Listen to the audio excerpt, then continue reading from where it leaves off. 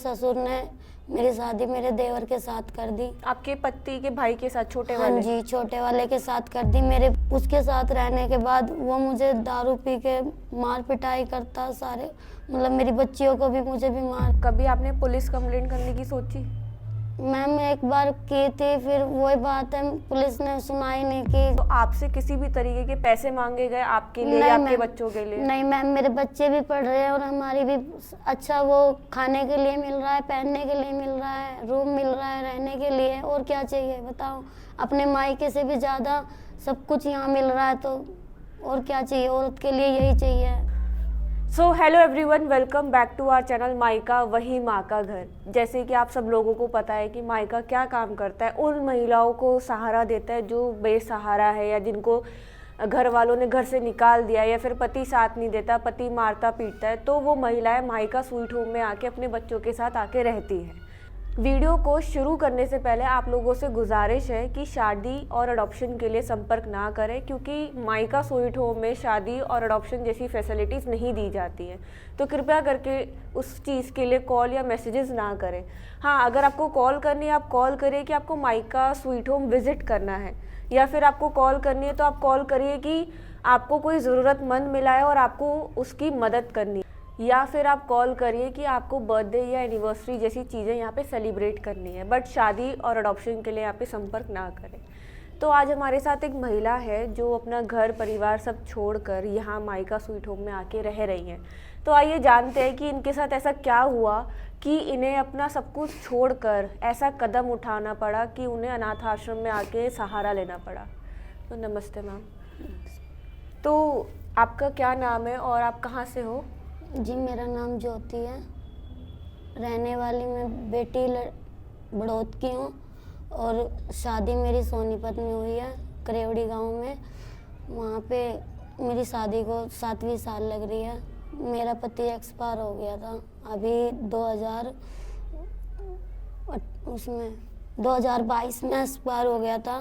तो मेरे ससुर ने मेरी शादी मेरे देवर के साथ कर दी। आपके पति के भाई के साथ, छोटे हाँ वाले? जी, छोटे वाले के साथ कर दी। मेरे घर वालों की नाराज़गी थी, मना कर दी थी मेरे घर वालों ने कि हम नहीं शादी करेंगे। तो मेरे ससुर ने बोला कि बेटा हमारे घर की इज्जत का सवाल है, तू शादी कर ले। मेरी तीन बेटियां थी उस टाइम पे। तो मैंने सोचा कि मेरी बेटियां कहाँ जाएंगी, तो मैंने ससुर की बात मान के देवर के साथ शादी कर ली। उसके साथ रहने के बाद वो मुझे दारू पी के मार पिटाई करता, सारे मतलब मेरी बच्चियों को भी, मुझे भी मारता है। उसकी भी एक बेटी है, देवर की भी एक छोटी बेटी है। तो अभी आपने बताया कि आपकी 3 बेटियां थी, मतलब वो पहले हस्बैंड से थी। तो देवर की भी ऑलरेडी पहले शादी हो रखी थी? नहीं। तो फिर उसकी बेटी कहाँ से? वो उनकी अब मेरे से पैदा हुई है। अच्छा, आपसे हुई थी? हाँ जी। फिर तो उसने 2-3 बार मुझे मार पीटा। तो मैंने सोचा अपने घर चली जा। घर वालों ने बोला कि हम कैसे पालेंगे, क्योंकि मम्मी तो एक्सपायर हो गई थी, भैया भी नहीं है। तो पापा बोले मैं तो खुद रिक्शा चला के अपना गुजारा करता हूँ, उनके बच्चों को उनके पास छोड़िए, हम तुझे अकेली रख लेंगे। तो मैंने बोला कि मैं अपने बच्चों को कहीं भी नहीं छोड़ूंगी। तो मैंने फिर मेरे पापा ने बोला कि ठीक है तो यहाँ मत आना। तो फिर मैं घर से नहीं गई। फिर उसने मुझे फिर दोबारा मार पीट के निकाला। तो मैं अपनी बहन के पास जाने लगी। तो वो मारते क्यों थे, क्या वजह होती बस थी? दारू पी के मारते थे। तो ससुर जिसने आपकी शादी कराई वो इसके खिलाफ नहीं बोलते ससुर थे? अपनी लड़की के पास रहते हैं, वो दारू पीता है, उनके साथ भी मारे पिटाई करता था। तो वो इसके डर से अपनी लड़की के पास रहते थे। सास नहीं है आपकी? सास नहीं है मेरे पास, जेठानियाँ हैं, वो अपने घर की न्यारी हैं। तो कभी आपने पुलिस कंप्लेंट करने की सोची? मैम एक बार की थी, फिर वही बात है, पुलिस ने सुनाई नहीं की। बस पैसा नहीं था मेरे पास, ऐसा कुछ नहीं था, तो मेरी सुनाई नहीं हुई। फिर मैं बहुत बार मारा पीटा। तो मैं एक बार फिर अपनी बहन के पास चली गई। तो मेरी बहन के पास भी इल्ज़ाम लगाने लगा कि भाई तू तो ऐसी है ऐसी है। मेरी बहन ने बोल दिया भाई जब ऐसी ही बात है तो तू मत निकला कर, मत जाया कर। कब तक पिटूं दीदी? जब पूरी रात मेरे बच्चों को भी मेरे को मारा। तो मैंने फिर ठान ली कि मैं घर से निकल जाऊँ, यहाँ चली जाऊँ, कहीं अनाथ आश्रम में चली जाऊँ। फिर मेरे को एक दीदी ने बताया कि तू वहाँ पे चली जा, जड़ौदा गांव में जा रही थी मैं, यहीं से 5 किलोमीटर दूर है। उन्होंने बोला कि नजफगढ़ एक मायका स्वीट होम है, वहाँ पे चली जा, वहाँ तेरे बच्चों की भी और तेरी भी सही परवरिश हो जाएगी, वहाँ खाना वाना सब फ्री है, अच्छे से बच्चे रहेंगे, पढ़ेंगे भी लिखेंगे भी। तो इसलिए मैं यहाँ पे आ गई मैम, और कोई वजह नहीं है, बस यही वजह है कि वो मुझे मारता पीटता था। बात कुछ भी नहीं होती थी, बस नशे में मारता था, गालियाँ देता था, कहता कि मेरा भाई तूने मारा है, ऐसे बोलता था। अब मैं उसके साथ रहना नहीं चाहती। तो आप अपने चारों बेटियों के साथ आए हो या 3 बेटियों के नहीं, साथ? मैं अपने चारों बेटियों को साथ लेके आई हूँ मैम। चारों बेटियां भी आपके साथ यहाँ पे रह हाँ रही जी हैं? मैम, मेरे साथ ही हैं। तो आपको कितना वक्त हो गया यहाँ पे? मैम मुझे 10-15 दिन हो गए यहाँ पे। 10-15 दिन हाँ हो गए। जी। तो ज्योति जी, मैं आपसे ये पूछना चाहूँगी कि आपने अपनी लाइफ तो बताई कि रेड आपकी लाइफ तब से ख़राब हुई जब आपके हस्बैंड एक्सपायर हाँ हो जी। गए, और उसके बाद फिर आपकी देवर से जो शादी कराई गई ज़बरदस्ती, हाँ जी। उस वजह से आपकी पूरी लाइफ स्पॉइल हो गई। हाँ जी। तो अब आपको जैसे मायका स्वीट होम के बारे में बताया किसी ने और आप यहाँ पे आके रहे, तो आपसे किसी भी तरीके के पैसे मांगे गए आपके लिए या आपके मैम, बच्चों के लिए? नहीं मैम, मेरे बच्चे भी पढ़ रहे हैं और हमारी भी अच्छा वो खाने के लिए मिल रहा है, पहनने के लिए मिल रहा है, रूम मिल रहा है रहने के लिए, और क्या चाहिए बताओ। अपने मायके से भी ज़्यादा सब कुछ यहाँ मिल रहा है, तो और क्या चाहिए, औरत के लिए यही चाहिए। तो बच्चों प्यार। को पढ़ाई भी करवाई जाती है यहाँ पे? यस मैम, ट्यूशन भी लग रहा है और स्कूल भी, बच्चों का स्कूल भी बोल रहे हैं कि स्कूल भी लगवाएंगे, यही पढ़ाने के लिए बोल रहे हैं। और यहाँ तक कि शादी तक की जिम्मेदारी इन्होंने ले ली सारी बच्चियों की। तो जैसे यहाँ पे बहुत से लोगों का, आपको भी पता है कि अब जब सोशल मीडिया का ज़माना है तो आपको पता होगा कि हर कोई महिला आश्रम को लेके गलत बोलता है। तो क्या आपको ऐसा कोई माहौल दिखा कि यहाँ पे कोई गलत कार्य होते हैं महिलाओं के साथ? नहीं मैम, ऐसा कुछ नहीं है, ये सब गलत है, ऐसा कुछ नहीं है। मैं तो रह रही हूँ, मुझे तो कोई ऐसा गलत नहीं लगा। बल्कि आप अपनी 4 बेटियों के साथ रह रहे हैं, Yes, बिल्कुल ma'am. सेफ इन्वायरमेंट है? Yes ma'am. कोई भी ऐसी चीज़ दिखी आपको कि गलत लगे कि हाँ भाई ये लड़की के लिए नहीं अनसेफ है? मैम, नहीं मैम। हर एक चीज़ यहाँ पे प्रोवाइड की जाती है। जी मैम। तो आप लोगों को मैं ये चीज़ बता दूं, जिन जिन लोगों के ये सवाल है ना कि हम महिला आश्रम चला रहे हैं, फ्री में चला रहे हैं, तो मुझे नहीं लगता कि मायका स्वीट होम ये कोई गुनाह कर रहा है कि अगर महिलाओं को यहाँ पे फ्री में रख रहा है। अगर यहाँ पे कोई भी कार्य फ्री में करा जा रहा है, इसका मतलब ये नहीं है कि हम गलत चीज़ें करवाते हैं महिलाओं से। क्या आपके ऊपर किसी भी तरीके का दबाव होता है कि आप पहले काम करो फिर आपको खाने को नहीं मिलेगा? मैम, ऐसा कुछ नहीं है। मेरे को तो ये बोला गया है कि अपने बच्चों को संभाल, यही सब कुछ है बस। क्या अभी कभी आपकी अविनाश भी ऐसे बात हुई? नहीं मैम। कभी अविनाश भी ऐसे इंटरेक्शन नहीं हुआ आपका अभी?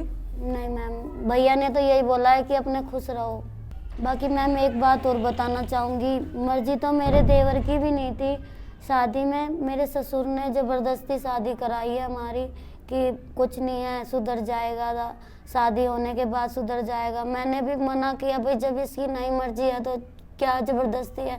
बोला बेटा मेरे घर की इज्जत घर में रह जाएगी। आज वो इज्जत उनकी कहाँ जा रही है, तो मैं दर दर भटक रही हूँ या भैया आश्रम में आके रह रही हूँ। किसी ने भी फ़ोन करके ये पूछा है कि हमारी बहू कहाँ है, या हमारी पोती कहाँ है, या बेटी कहाँ है, भतीजी कहाँ है। चाचा ने एक बार भी फ़ोन करके पूछा, अपनी खुद की बेटी के लिए भी उसने ये नहीं पूछा कि कहाँ है, क्या कर रही है, बस उसे दारू पीना है, ये करना है। मेरे ससुर ने मेरे हिस्से की जो ज़मीन बेची थी, घर बेचा था गांव वाला, तो मेरे जो हिस्से के पैसे थे वो भी मैंने विश्वास करके अपने देवर को दे दिए। मैं कोई बात नहीं, जब इसके साथ जीवन बिताना है मैम तो क्या हुआ है, बोल के मेरी नंद ने मेरे को बोला था कि तू इसको पैसे मत दे, ये तेरे को पैसे लेके तेरे साथ बुरा बर्ताव करेगा या तुझे घर से निकालेगा, तेरे बच्चियों को। मैंने फिर भी सोचा कोई बात नहीं, जब ये इतना कुछ कर रहा है, मैं अपना ली, मेरी बच्ची अपना ली, इससे बड़ी क्या चीज़ है। तो मैम पैसे आने के बाद उसे कुछ नहीं दिखा। अब भी मेरे घर में 1 लाख रुपया 1.5 लाख रुपया रखा है ज़मीन का, तो वो सारा वो अब कुछ में दारू में कभी काय में ऐसे ही ख़राब कर रहा है। ना पलौट लेना, ना कुछ रोज़गार करना, ऐसा कुछ नहीं कर रहा है।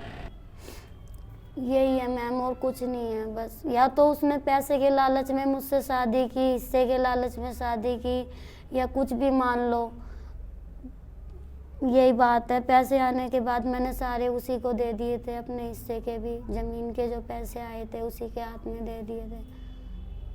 तो कहीं ना कहीं मैं ये बोल सकती हूँ कि इनके जो देवर है और अब जो हो गए, मतलब पति। हाँ, मतलब जो इनके अभी प्रेजेंट के पति है, जो इनके रिश्ते में पहले देवर लगते थे, कहीं ना कहीं उनके अंदर एक पैसे का लालच था। क्या वो कोई काम करते हैं, सिर्फ घर में पड़े रहते हैं? मैम अभी कुछ नहीं करते, मैं झूठ नहीं बोलूंगी। मेरे सामने रोज बोलता है रिक्शा लूंगा, ये करूंगा, वो करूंगा। मुझे ऐसा कुछ नहीं। रोज अपने तीसरे चौथे दिन दारू पी के आ जाता है, कभी बच्चों को मारे, कभी मुझे मारे।